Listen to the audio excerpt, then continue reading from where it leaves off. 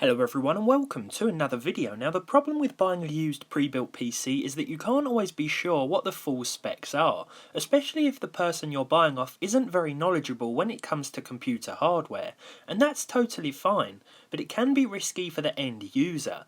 For example, I picked up this old school Socket 1366 based rig quite recently from a local seller for just over £100 who described it as having an i7-950 CPU and a GTX 570. It turns out that this 4-core 8-threaded CPU was sitting atop a Gigabyte X58 motherboard, a component that even today retails for pretty decent money on the used market. It was during this discovery of the board that I also noticed certain corners had been cut in the assembly of this machine, and it was the power supply that provided some unwelcome initial issues. When I picked this up, I was told it had a nearly new 850 watt PSU inside, replacing the original 500 watt unit. The trouble is, the new one was likely more inefficient than the original. When I got it home, I found that the system would cut out every couple of hours, more so if I was testing any games. As you can see, I'm using my Be Quiet 850 watt PSU in here now instead, to avoid any unwanted explosions, and after looking up what little customer reviews there were of this thing, it was clear that it isn't afraid to go pop if pushed too far. I'm sure it's fine for a low powered card like a 1050 or RX 550, but a GTX 570 is quite a thirsty old girl, and I didn't really want to take any risks, any more than I already had. Firing it up, and I couldn't help but notice that the startup time was very slow and general usage proved to be underwhelming. Now I know it's an old CPU, but it should still be more than capable of running an operating system trouble-free. Turns out the hard drive, while packing a large capacity, is designed for usage in surveillance systems. Therefore it features a slower speed, 5900 RPM, as opposed to the standard 7200 RPM.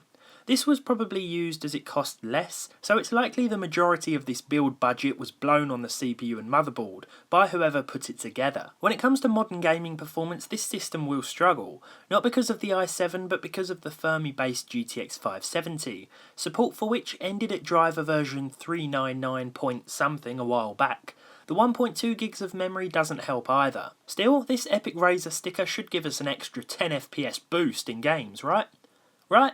If only. Testing a few modern titles out here and you'll see this card will definitely struggle to perform.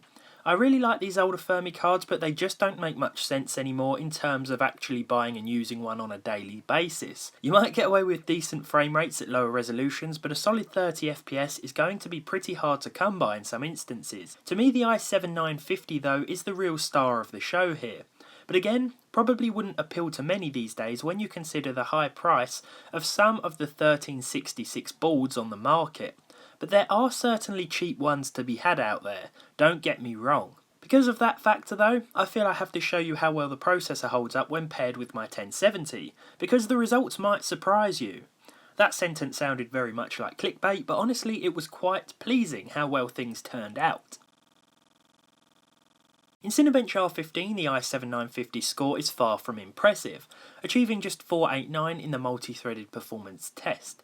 Single-core performance didn't look great on paper either, but it's important to remember that this is a first-generation i7, and back in 2009, this would have been a very desirable choice for any enthusiast. When it comes to games, I expected to see some severe bottlenecking, especially at the stock speed we were running at, but I think the hyper-threading certainly helped out here. If this was a 4-core, 4-threaded CPU, then it might be a different story. Even demanding new games like Metro Exodus ran well on this unlikely combination, granting us an average of at least 60 frames per second during the in-game benchmark run at the high settings. Now I'm not saying you should pair a 1070 with a first gen 8-threaded i7, but if you did, and you game at 1080p, then 60 FPS is still an easy target to achieve in a lot of instances. In the last video we took a look back at the i5-4670K, which can still hold its own, but does only have 4 threads, and because of this hits 100% usage in games like Battlefield 5 that are quite CPU intensive. This does touch the top end of the 90s occasionally, but overall does very well again here. It'll be interesting to see how far we can push this chip once it's overclocked, something I plan to do soon, but as it is, it's already impressed me today. Now I'm going to leave it there for now because I do have certain things planned for this chip in the future, like overclocking it for example with a much better cooler and seeing what more we can squeeze out of this thing in terms of performance. We'll also be replacing some of the components that let it down a bit, such as the slow 2TB 5900 RPM hard drive, because I think an SSD would also benefit this thing massively. So as for this one, I'm going to leave it right there, but I do hope we can pick this up very soon in the future, and I hope you can join me for that video.